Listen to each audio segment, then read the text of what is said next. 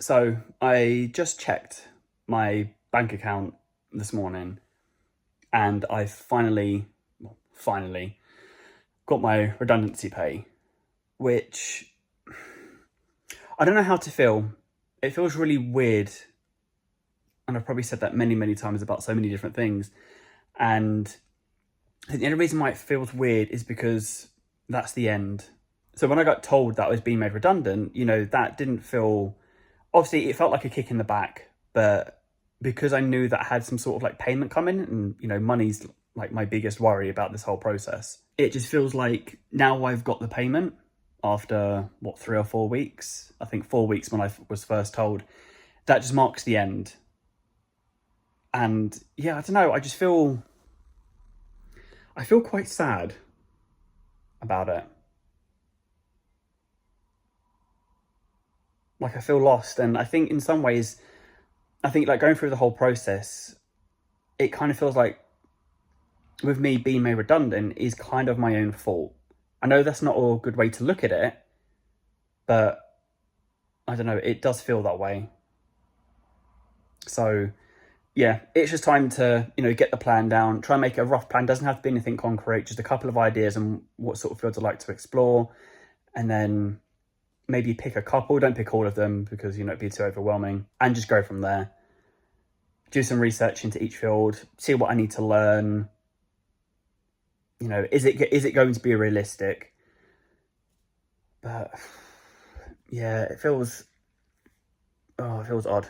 It sucks. It really sucks.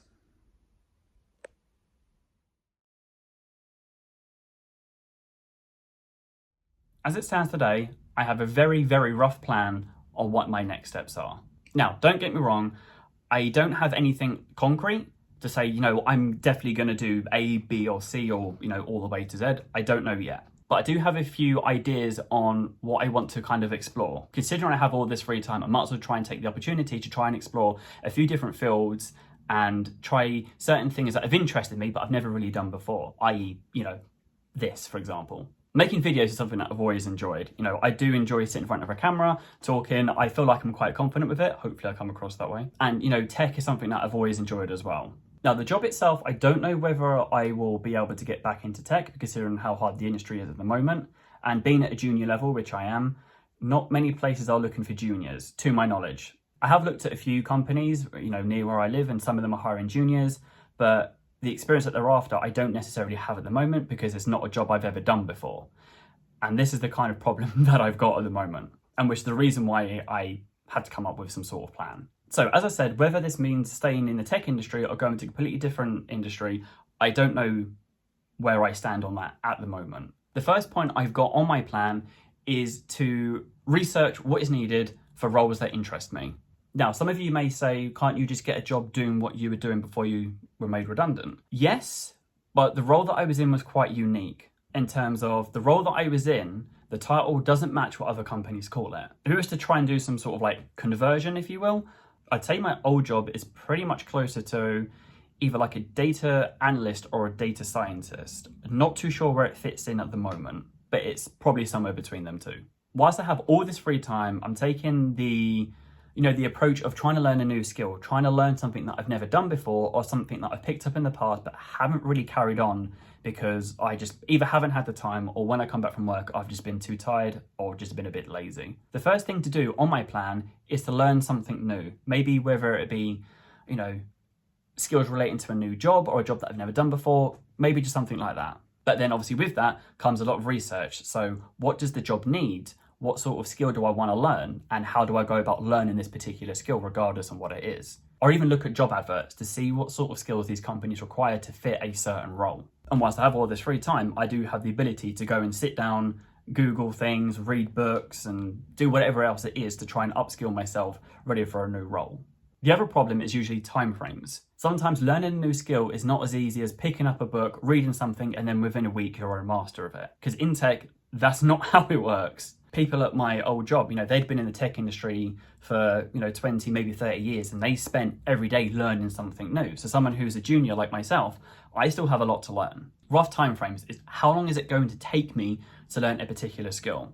Because most time with jobs, you don't really just work on one thing. You will usually work on maybe 2 or 3 things, but there will be an absolute multitude of tools that you have to use. I've got to research ways on how I can learn this sort of thing. Are these tools free? Can I download them at home and use them at home? There is a lot of possibilities. So that's point 2 on the plan. Need to roughly work out how long timeframes are. I know that may be a bit hard to say because everyone does learn differently. People learn at their own pace. People learn in different ways as well. Some people learn better by reading and some people learn better by doing, or maybe a mixture of the both. Once I've worked out rough timeframes, then it's kind of on to the third point in a way. I remember when I was younger that I would try and make things out of paper. I even tried to make paper shoes. But for me, it was the logical thinking of, how could I make this thing work? Obviously, it's paper, it was never going to work. Let's be real. It was that thing of how am I going to make this thing work? How can I make it good? What are the problem solving steps behind it? How can I be creative and make it my own? So whatever it is I want to learn or do next, it has to be creative. I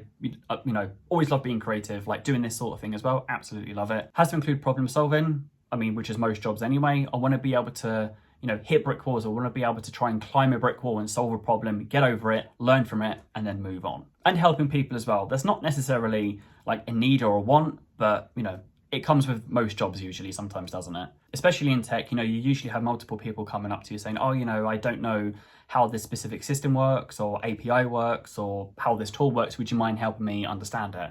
Yep, love that sort of stuff.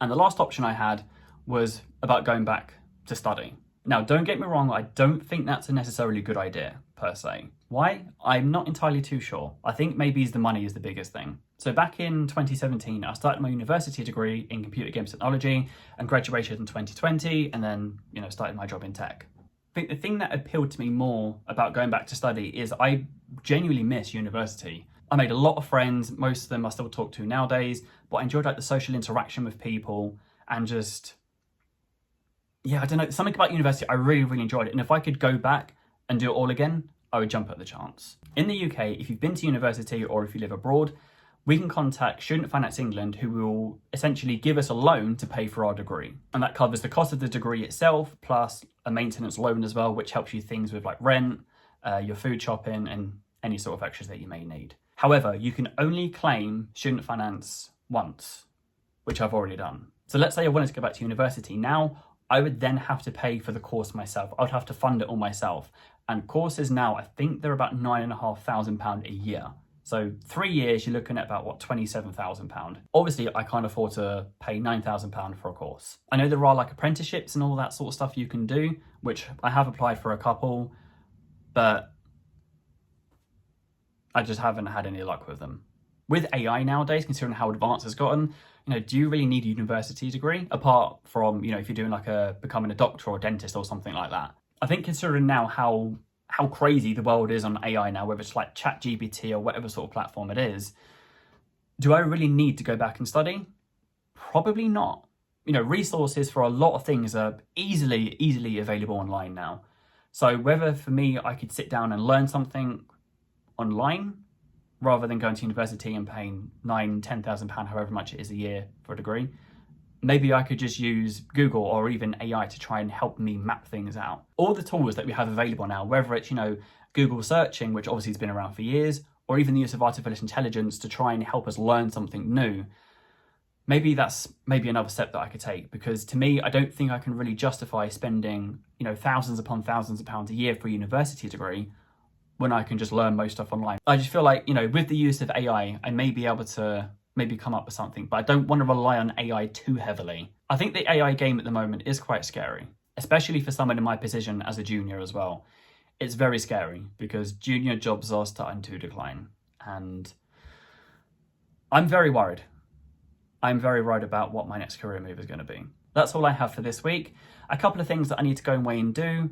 So I think over the probably next week or two, I'll just be researching things, trying to jot down some more solid and concrete ideas and trying to go from there. If you've enjoyed the video, please give it a good thumbs up. Consider subscribing to the channel and keeping up with my progress. Thanks for watching, and I'll catch you later.